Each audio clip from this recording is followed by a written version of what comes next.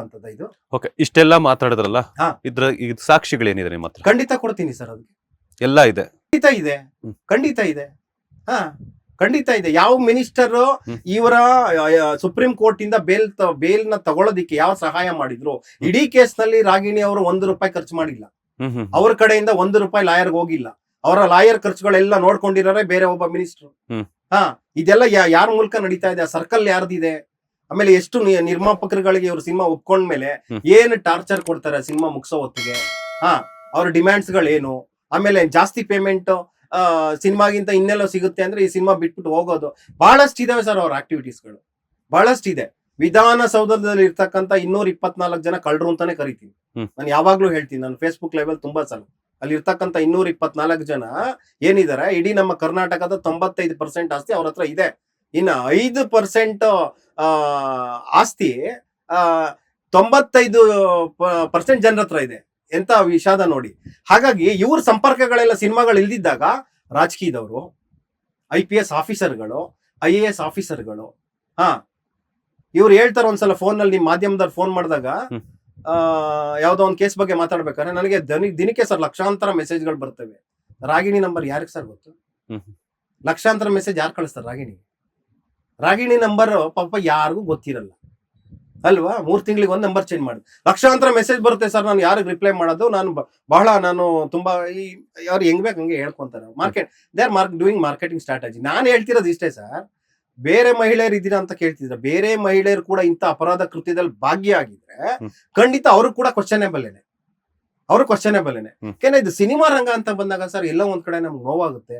ಒಳ್ಳೊಳ್ಳೆ ಹೆಸರು ಮಾಡಿಟ್ಟು ಹೋಗಿದ್ದಾರೆ, ಒಳ್ಳೊಳ್ಳೆ ಹೆಸರನ್ನ ದಾಖಲು ಮಾಡಿ. ಕನ್ನಡ ಚಿತ್ರರಂಗ ಅಂದ್ರೆ ಪುಟ್ಟಣ್ಣ ಕಣಗಾಲ್ ಅವರಿಂದ ಹಿಡಿದು ಬಹಳಷ್ಟು ಜನ ಇಲ್ಲಿ ಒಳ್ಳೆ ಹೆಸರು ಮಾಡಿಟ್ಟು ಕನ್ನಡ ಚಿತ್ರರಂಗಕ್ಕೆ ಒಂದು ಗತ್ತು ಕೊಟ್ಟು ಹೋಗಿದ್ದಾರೆ. ಒಂದು ದೊಡ್ಡ ಸಂಭ್ರಮ ಅದು ನಮಗೆ, ಆಯ್ತಾ? ಇಂಥ ಸಂದರ್ಭದಲ್ಲಿ ನೀವು ಮಾಡ್ಕೋತಿರಲ್ಲ ಇಂಥ ಕೆಲಸಗಳು. ಇದಕ್ ನಾವು ಆನ್ಸರ್ ಅಲ್ಲಿ ತಮಿಳ್ನಾಡೋನ್ ಯಾರೋ ಒಬ್ಬ ಕೇಳ್ತಾನೆ, ಏನ್ರಿ ನಿಮ್ ಕರ್ನಾಟಕದಲ್ಲಿ ಹಿಂಗ್ ಮಾಡಿದ್ರಲ್ಲ ಅಂತ. ಹಾ, ಏನ್ ಉತ್ತರ ಕೊಡ್ಬೋದು ನಾವು ಅದನ್ನ ಸಮರ್ಥಿಸ್ಕೋಬೇಕಾ? ಹೌದ್ರಿ, ನಮ್ಮ ಹೀರೋಯಿನ್ಗಳು ಹಂಗ್ ಮಾಡ್ತಾರೆ, ಅದು ಅವ್ರಿಷ್ಟ ಅಂತ ಹೇಳ್ಬೋದ ನಾವು? ಓಕೆ, ಇವಾಗ ನೀವು ಇಷ್ಟೆಲ್ಲ ಮಾತನಾಡ್ತಿದ್ರಿ, ಸೊ ನಿಮ್ಮ ಹತ್ರ ಸಾಕ್ಷಿಗಳಿದೆ, ಪುರಾವೆಗಳಿದೆ. ಸೊ ಯಾಕೆ ನೀವು ಅದನ್ನ ಸಬ್ಮಿಟ್ ಮಾಡ್ಬಿಟ್ಟು ಇದನ್ನ ಮಾಡಬಾರ್ದಾಗಿತ್ತು? ಅದನ್ನೇ ನಾನು ಹೇಳ್ತಾ ಇರೋದು ನಿಮ್ಗೆ. ಇಂಥ ದೊಡ್ಡ ಕೇಸ್ ಆದಾಗ ಅದಕ್ಕೆ 10 ವರ್ಷ ಜೈಲು ಶಿಕ್ಷೆ ಆಗ್ಬೇಕಾಗಿತ್ತು. ಅದನ್ನೇ ಅವರು ಅದನ್ನ ಮಿಸ್ಗೈಡ್ ಮಾಡಿ, ಡೈವರ್ಟ್ ಮಾಡಿ, ಅದನ್ನ ತಪ್ಪಿಸ್ಕೊಂಡು ಕರ್ಕೊಂಬರೋ ಅಷ್ಟು ಶಕ್ತಿ ಅವ್ರು ಹೊಂದಿದ್ದಾರೆ ಅಂತಂದ್ರೆ, ಅವ್ರಿಗಿಂತ ದೊಡ್ಡ ಶಕ್ತಿ ನಮಗಿಲ್ಲ ಸದ್ಯಕ್ಕೆ. ಓಕೆ, ಅವ್ರಿಗಿಂತ ದೊಡ್ಡ ಶಕ್ತಿವಂತರು ನಾವು. ಕೇಸ್ ಹಾಕಿದ್ರೆ ಅದು ಹೋಗುತ್ತೋ ಇಲ್ವೋ ಗೊತ್ತಿಲ್ಲ ಅನ್ನೋಂಥದ್ದು. ಖಂಡಿತ ಅದನ್ನ ಯಾವ್ದೋ ಒಂದು ಕಡೆಯಿಂದ ಸಮಜಾಯಿಷಿ ಕೊಟ್ಟು ಇನ್ನೇನೋ ಮಾಡಿಸಿ ಅದನ್ನ ಯಾರಿಗಾದ್ರೂ ಕೂಡ ಬೇಕಾದ್ರೆ ಜೀವ ಬೆದರಿಕೆ ಕೂಡ ಕೊಟ್ಟು ಅದನ್ನ ಅಲ್ಲಿಗೆ ನಿಲ್ಸೋ ಅಂತ ತಾಕತ್ತನ್ನ ಅವ್ರು ಇಟ್ಕೊಂಡಿದ್ದಾರೆ. ಇವತ್ತು ಅಷ್ಟು ಹೊಂದಿದ್ದಾರೆ. ಇಲ್ಲ ಅಂತಿದ್ರೆ ಅದಕ್ಕೊಂದು ತಾರ್ಕಿಕ ಅಂತ್ಯ ಬರ್ಬೇಕಾಗಿತ್ತು.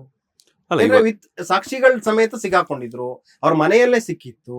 ಆಮೇಲೆ ಅವ್ರು ರೇವ್ ಪಾರ್ಟಿ ಮಾಡಿರ್ತಕ್ಕಂಥದ್ದು ಎವಿಡೆನ್ಸ್ಗಳು, ಪಾರ್ಟಿ ಮಾಡಿರೋದು ಅವ್ರೆಲ್ಲ ಒಪ್ಕೊಂಡಿದ್ರು.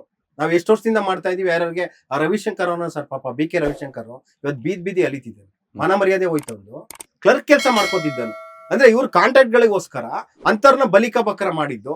ಇವ್ರು ಇವತ್ತು ಸೇಫ್ ಆಗಿ ಒಳ್ಳೆ ಮನೇಲೇ ಇದ್ದಾರೆ, ಐಷಾರಾಮಿ ಬಂಗ್ಲೆಲೇ ಇದ್ದಾರೆ, ಐಷಾರಾಮಿ ಕಾರಲ್ಲೇ ಓಡಾಡ್ತಾರೆ. ಬಕ್ರಗಳಾಗಿದ್ಯಾರು? ಅವಮಾನ ಆಗಿದ್ಯಾರಿಗೆ? ಕನ್ನಡ ಸಿನಿಮಾ ರಂಗಕ್ಕೆ. ಇದು ರಾಷ್ಟ್ರೀಯ ಮಟ್ಟದಲ್ಲಿ ನ್ಯೂಸ್ ಆಯ್ತು. NDP ಡ್ರಗ್ಸ್ ಕೇಸ್ ನಲ್ಲಿ ರಾಗಿಣಿ ವಾಸ್ ಇನ್ವಾಲ್ವ್ಡ್ ಅಂತ ಹೇಳ್ಬಿಟ್ಟು ದೊಡ್ಡ ಎಲ್ಲಾ ಮಾಧ್ಯಮಗಳಲ್ಲೂ ಬಂತು. ಕನ್ನಡ ಚಿತ್ರರಂಗ ಆದಂತ ದೊಡ್ಡ ಅವಮಾನ ಇದು. ಇದನ್ನ ನಾವು ಪ್ರಶ್ನೆ ನೋಡಿ ಸರ್, ಪ್ರಶ್ನೆ ಮಾಡೋದು ಮೊದಲನೇ ಹಂತ. ಅದನ್ನ ಕಾನೂನು ಪ್ರಕಾರ ಒಂದು ಹೋರಾಟ ಮಾಡ್ಲಿಕ್ಕೆ ನಮಗ್ ಬೆಂಬಲ ಸಿಕ್ಕರೆ ಲೇಟೆಸ್ಟ್ ಹಾಗೂ ಇಂಟ್ರೆಸ್ಟಿಂಗ್ ಸುದ್ದಿಗಳಿಗಾಗಿ ಬಾಸ್ ಟಿವಿ ಕನ್ನಡ ಚಾನೆಲ್ನ ಸಬ್ಸ್ಕ್ರೈಬ್ ಮಾಡಿ. ಹಾಗೆಯೇ ಬೆಲ್ ಐಕಾನ್ ಪ್ರೆಸ್ ಮಾಡಿ. ಇದರ ಜೊತೆಗೆ ಫೇಸ್ಬುಕ್, ಇನ್ಸ್ಟಾಗ್ರಾಮ್, X ನಲ್ಲೂ ಮಿಸ್ ಮಾಡದೆ ಫಾಲೋ ಮಾಡಿ.